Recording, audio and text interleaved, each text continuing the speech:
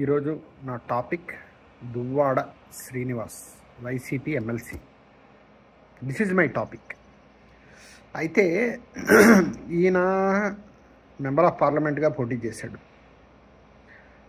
ఎవరికి? రామ్మోహన్ నాయుడికి ఎన్నో ఓట్ల మెజార్టీతో గెలుపు ఓటమి మన చేతిలో లేదు. బట్ దాని తర్వాత ఎమ్మెల్సీ అయ్యారు. దాని తర్వాత ఆయన ఎవరినో ఇంట్లో ఉన్న సొంత భార్యని వదిలిపెట్టేసేసి ఎవరినో వివాహం చేసుకోవడానికి సిద్ధమవుతున్నాడు.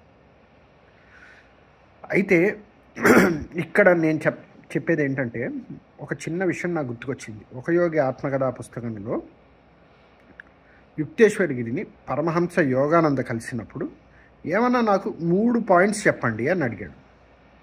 అందులో ఒకటి ఆయన చెప్పాడు, యుక్తేశ్వరగిరి గారు చెప్పారనమాట పరమహంస యోగానందకి.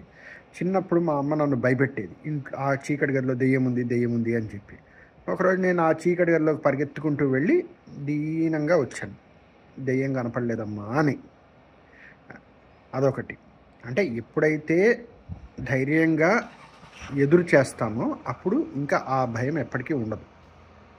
అదొకటి. తర్వాత రెండోది, వాళ్ళ అమ్మ ఎప్పుడు చెప్పేదంట, ఉద్యోగస్తుల బతుకులు బానిస బతుకులు అని.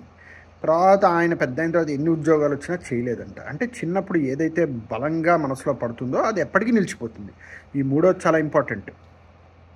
అదేమిటి అంటే,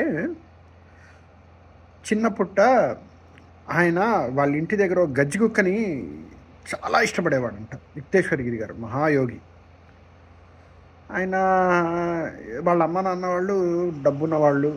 ఆయన చెప్పారట, నీకు అంతకంటే మంచి కుక్కని కొనిస్తారా అని ఎంత చెప్పినా ఆయన వినలేట. నాకు ఆ గజ్జి కుక్కే కావాలన్నమాట. అప్పుడు వాళ్ళ అమ్మ వాళ్ళు ఇంకేం చేయలేక వదిలేశారు.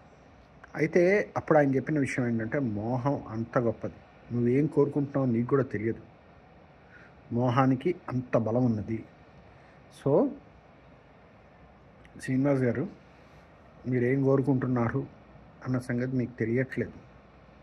ఎప్పుడైతే చేతులు బాగా కాలి పడిపోతారో అప్పుడు తెలిసి వస్తుంది. మోహం అంత గొప్ప విషయమైనది. గుర్తుపెట్టుకోండి శ్రీనివాస్ గారు. ఈ దరిద్రంలోంచి బయటికి రండి, ఏదో రకంగా వదిలించుకోండి. అంతేగాని వీటిని పట్టుకొని పాపం ధర్మపత్ని మొత్తం ధర్మానికి వివాహం చేసుకున్న భార్యని వదిలేస్తున్నారు. కష్టమో నష్టమో ఎప్పుడన్నా ఒక్కసారి భార్యను వదిలిపెట్టడం అనేది it's not a good thing. జై శ్రీరామ్.